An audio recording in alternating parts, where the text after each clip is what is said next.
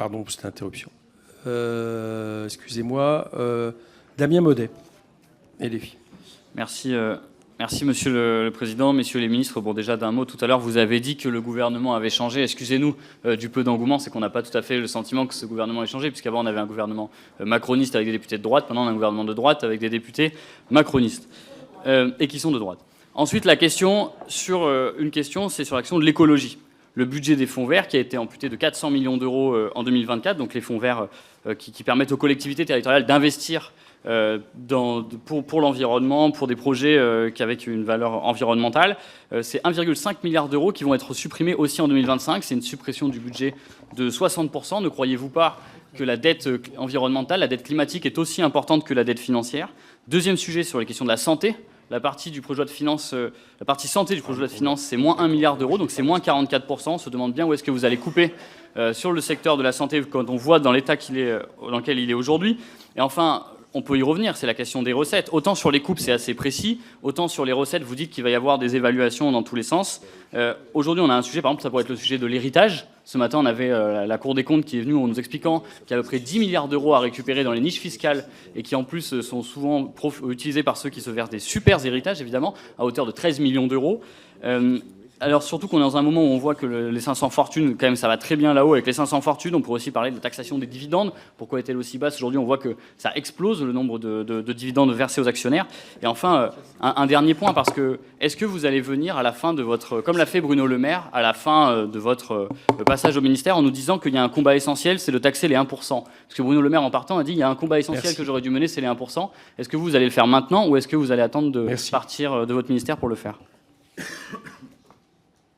Bien, monsieur le député, sur le sujet de la transition écologique, je serai bref. D'abord, Antoine Armand l'a bien présenté tout à l'heure.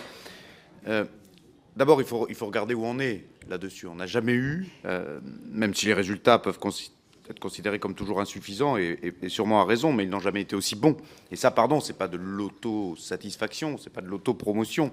Ce sont des chiffres. Les baisses de 5,8% d'émissions de gaz à effet de serre en France en 2023, c'est factuel, c'est la même mesure que sur les années précédentes, et c'est 6 fois mieux que la moyenne de 2012 à 2017. Donc ça, ce sont des avancées qui sont nécessaires. Il faut des moyens.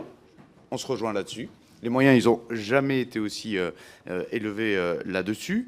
Il y a eu plus de 40 milliards qui ont été là-dessus, même après le décret d'annulation. Donc l'investissement, nous, on en prend l'héritage, si j'ose dire, mais il a été conséquent et, à mon avis, nécessaire. Maintenant, il va falloir aussi questionner l'efficacité de l'action. Je crois qu'il va falloir vraiment avoir un débat sur la priorisation finalement des financements sur la transition écologique, les dépenses qui ont le meilleur impact climatique. Il y a eu des travaux là-dessus. Il va falloir qu'on s'appuie ensemble sur ces conclusions. Il y a eu des députés de plusieurs bords politiques qui l'ont également préparé. Et ce débat-là, on l'aura très volontiers.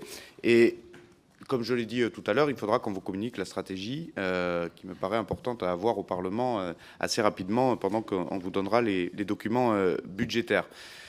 Sur la fiscalité du capital, juste un exemple, parce que vous en avez cité beaucoup et je ne vais pas répondre surtout maintenant. On aura évidemment le débat largement en séance dans quelques semaines. La fiscalité du capital, je me souviens très bien de l'instauration du PFU, de la flat tax, etc. C'est normal qu'on ait ce débat et c'est tout à fait légitime que nous soyons en désaccord là-dessus. Retenons juste quand même que le produit fiscal, pour faire plaisir au président sur le rendement, le produit fiscal de la flat tax a été supérieur au barème précédent, dès son installation. C'est normal. C'est fait pour. Enfin, il a été supérieur durablement. Donc, voilà. Si vous voulez des mesures fiscales qui baissent les taux mais qui élargissent les assiettes, vous avez l'exemple de la flat tax qui a fonctionné là-dessus.